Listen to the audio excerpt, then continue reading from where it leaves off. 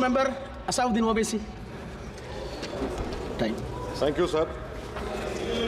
Sir, I start by quoting Baba Saheb Ambedkar, what he wrote in Memorandum of Rights of States and Minorities, dated March 24, 1947, when he submitted to the Subcommittee on Fundamental Rights set up by the Constituent Assembly, the Advisory Committee on Fundamental Rights and Minorities. I quote, sir, "Unfortunately for the minorities in India, Indian nationalism has developed a new doctrine which may be called the divine right of the majority to rule the minorities according to the wishes of the majority.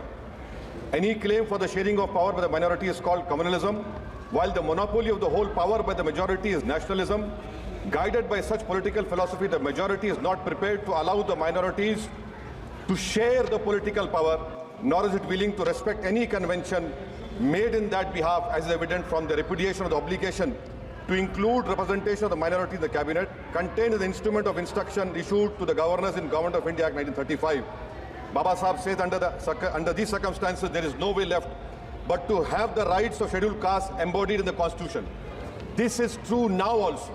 I will prove it, sir. In what Baba Sahib said 75 years ago was absolutely right. No one wants the minorities to share power. I'll give you an example, sir. In this August House 75 years ago, when Maulana Azad stood up and said that what safeguards the Muslims have before the partition, those safeguards should be given to the Muslims, that was political representation reservation. You know what Sardar Patel instructed Mr. Abid Hussain and Begum Ezaz Rasool to censure Maulana Azad. And Maulana Azad felt claustrophobic. And Maulana Azad said that this Constituent Assembly has become a new prison for me. Maulana Azad said this in the Constituent Assembly, sir. Now what we see is that, sir, आप देख रहे हैं कि उसके बाद जो constituencies को बनाया गया असेंबली और पार्लियामेंट की हदबंदी हुई, वो इस तरीके से उसको तरतीब दी गई कि अक्सरती तबके के लोग जीत जाएं और मुस्लिम अक़लियत के लोग कामयाब होने में बड़ी मुश्किलात पेश आए।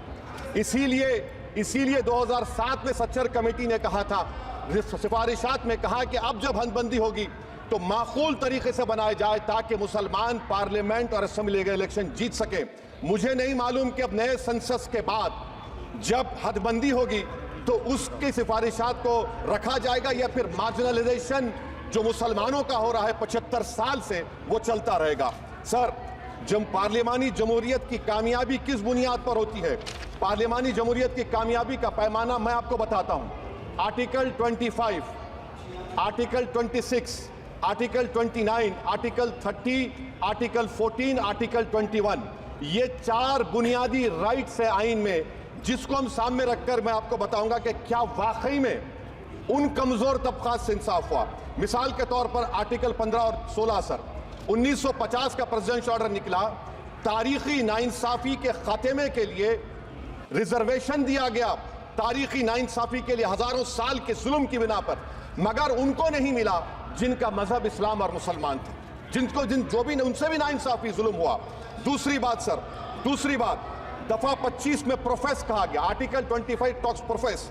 सर, आज मेरी बेटियों को गवर्नमेंट के एजुकेशन इदारों में हिजाब पहनने से रोका जा रहा है, तो ये आर्टिकल 25 का प्रोफेस कहां तक कामयाब हुआ, ये अक्लमंद लोगों पर छोड़ता हूं।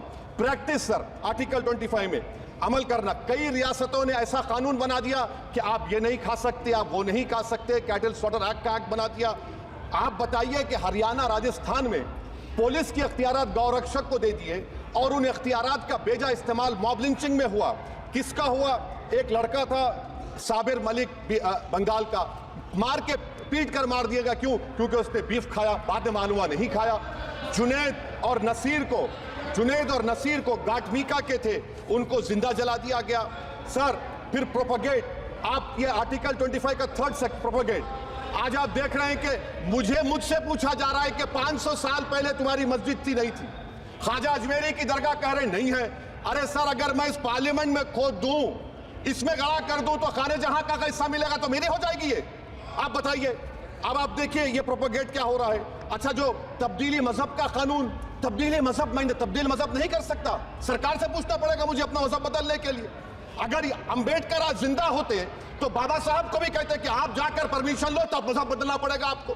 ये हालात आज यहां पर पैदा हो चुकी है। सर, आर्टिकल 26 देखिए, it gives religious denomination the right to establish and maintain institution for religion charitable।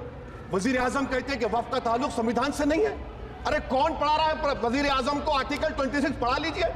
Article 26 की बात कही गई। मकसद क्या है कि वफ की जायदादों को अक्सरियती तबके के लिए छीन कर दे दिया जाए। आप अपनी ताकत की बुनियाद पर छीनना चाह रहे हैं। सर दफा 29 पे आ जाइए, आर्टिकल 29। लैंग्वेज का, जबान का तहफ़्फ़ुज़ है। उर्दू को खत्म कर दिया गया। वो उर्दू जिसके हमारे मुजाहिदीन आज़ादी नारा दिया था, इनकलाब जिंदाबाद का, उस जबान को आप खत्म कर रहे हैं। कल्चर, आप कल्चर की बात इनसे पूछ लीजिए, वो बोलेंगे नहीं, हमारा जो कल्चरल नेशनलिज्म है वो कल्चरल नेशनलिज्म नहीं है बीजेपी का। वो कल्चरल नेशनलिज्म आला ज़ात का हिंदुत्व का नेशनलिज्म है, जो भारत के इंडियन नेशनलिज्म से बिल्कुल मुख्तलिफ है। सर अब आप आ जाइए। सर आर्टिकल 30 पे आ जाइए।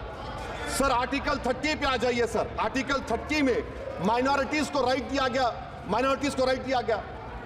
This house has passed a law in 1981 to give AMU. This government went to the Supreme Court and said no, we'll oppose minority status.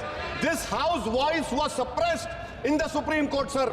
That is why I say that the executive has argued contrary to parliament. Sir, right to life तो उस वक्त भी था। मैं आपको मिसाल दे रहा हूं।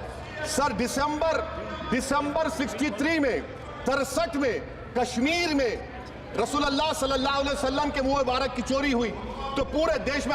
Sir only 2 minutes, Please, I know. Only 2 minutes, sir. Please, sir, only 2. Time is not the Prime Minister. Sir, I'm concluding. I'm concluding. Please, he has to reply. Listen to me, sir. Sir, my Shikwa Hind Bayan. 1 minute.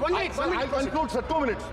Now, in Article 20, after that in 63, 8 lakh Muslims were pushed into East Pakistan. What has changed? Please tell me. 2013, Muzaffarnagar, 50,000 were shifted. Sir, rights happened. Nelly massacre. Hashimpura, Malyana, Mumbai 93, Ahmedabad 69, Gujarat 2002, 22, Delhi 84, Delhi. Nothing has changed, sir. Lastly, sir. Please. Lastly, sir. On judiciary, sir. On judiciary, sir. I'm concluding. On judiciary, sir. CAA is not being heard. 2 sitting chief ministers get bail, but Stan Swamy died in the prison, sir. That is why I say the institution functioning of accountability. And lastly, sir, just now Ravi Shankar Prasad quoted a book. In that book, there's a Tipu Sultan also.